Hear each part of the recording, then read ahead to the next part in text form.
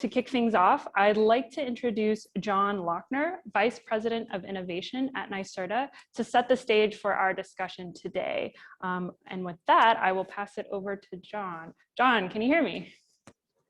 Yes, I can. Welcome, John. Can you hear me? Thank you very much. Loud and clear. Great. Well, thank you. And look, I'm very appreciative of all the Circular City event organizers and their passion to think deeply and critically about the global economy and its relationship to resource use and climate change. And we're very excited to be participating in this week-long set of events. The topic of circularity is increasingly front of mind for our work in innovation at NYSERDA, and through a variety of names and pathways is gaining traction amongst a diverse set of stakeholders in the state. Whether we're speaking about carbon and pathways for carbon capture and reuse, whether we're speaking about carbon and resource intensity of products and services for the building sector, or whether we're speaking even more holistically about circular or regenerative economies as a whole and how to rebalance economic and environmental outcomes in a more sustainable fashion. New York took a great step forward in addressing externalities, including greenhouse gases, as well as economic disparities this past year with the passage of the Climate Leadership and Community Protection Act. With this act, the state codified its obligation to think and act with an eye towards mitigating long-term climate and social risks and developing long-term solutions, not just for the climate, but also for New York citizens. Inherent in this obligation is a requirement to increasingly assess opportunities for circularity. On climate, the state's Climate Act calls for 85% carbon emissions reduction by 2050, with an interim mandate of 40% reductions by 2030, a 100% zero emissions electricity sector by 2040, and a 2025 statewide energy efficiency target of 185 trillion BTUs of on-site energy savings. These are among other energy obligations. With respect to a sustainable social compact, the Act sets goals to support a more sustainable economy for all New Yorkers and to ensure that the transformation of the economy required to decarbonize takes into account the perceived lack of circularity and sustainability in the current economy and its disadvantaged communities within the state. The Act does so by, among other methods, requiring that no less than 35% of the benefits of the state's transition to a clean economy accrue to disadvantaged communities in the state. To translate these energy and social goals into tangible policies, the state has set up the Climate Action Council, a committee charged with the development of a scoping plan to achieve the state's climate agenda and execute against the obligations of this law. As the Climate Action Council continues its work, it will develop a set of specific recommendations that will enable the state to meet its climate goals.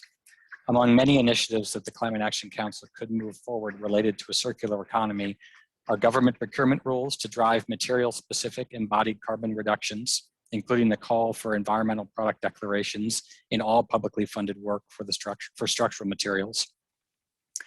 Mandate for state-level low-carbon specifications for the most carbon-intensive building materials and products such as concrete products, and foam insulations, and requirements for holistic carbon budgets for state projects. Also of note are potential obligations for reuse, particularly in construction, with proposals including requiring deconstruction of existing buildings rather than demolition, supporting the creation of material reuse markets, and requiring reuse assessments for projects before considering new build. The Climate Action Council has also identified the bioeconomy, which includes low carbon or sometimes carbon negative building materials, as a promising area for New York State's future economic growth. This focus provides the opportunity for New York State to develop a low carbon, local circular industry for building materials that supports local sustainable agriculture and forestry alongside low carbon, low energy retrofit solutions for our building stock.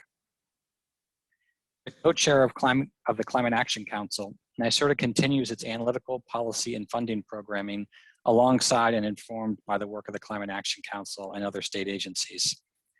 With respect to circularity, we are supporting organizations and providing funding opportunities in a variety of areas, including around the reuse of waste carbon, where it will continue to be produced over the coming decades, as well as solutions to capture existing carbon dioxide from the atmosphere and transform it into reusable products.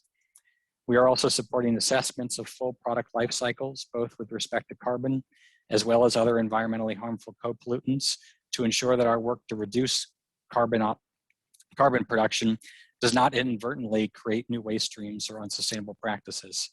And in particular, NYSERDA has focused substantial effort on how to retrofit the New York building stock while optimizing for reuse, the use of sustainable products, and a lower go-forward energy and carbon footprint.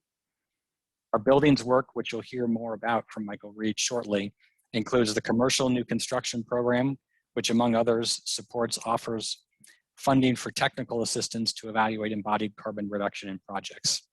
It also includes our Buildings of Excellence program, where minimizing embodied carbon is a key focus of the grant making. Separately, but in coordination, NYSERDA is assessing the opportunity to support the development of carbon neutral and carbon negative biomaterials for a broad variety of applications.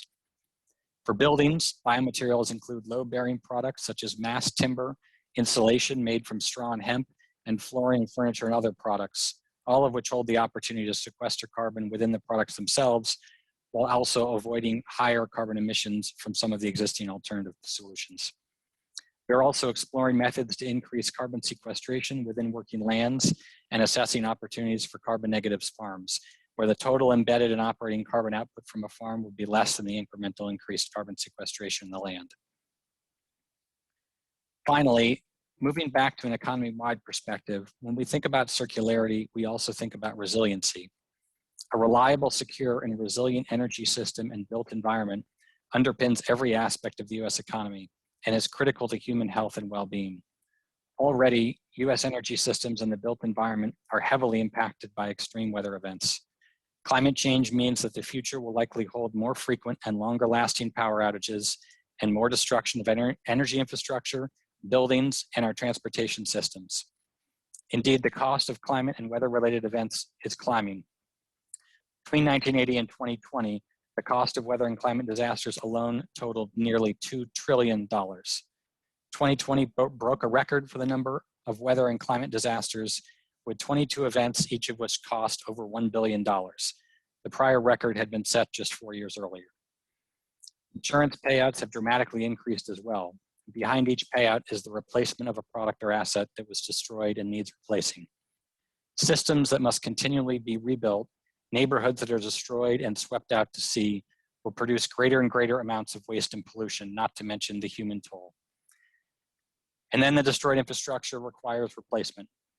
Nothing could be further from circular than a built environment that is regularly destroyed, unable to be reused, and whose pieces are spread across the land and sea. Therefore, to reach a circular economy requires a resilient built environment that takes into account a future with much greater risk of catastrophic loss and the need to reframe the development and management of the built environment, including our building stock, to be resilient and regenerative. To conclude, while the Climate Action Council continues its work to lay out a vision for New York from now through 2050, NYSERDA increasingly is assessing opportunities in the circular economy. And we continue to develop programs and analysis on this cross-cutting topic. We look forward to engaging with all of you moving forward, and we look forward to this week's events. Thank you.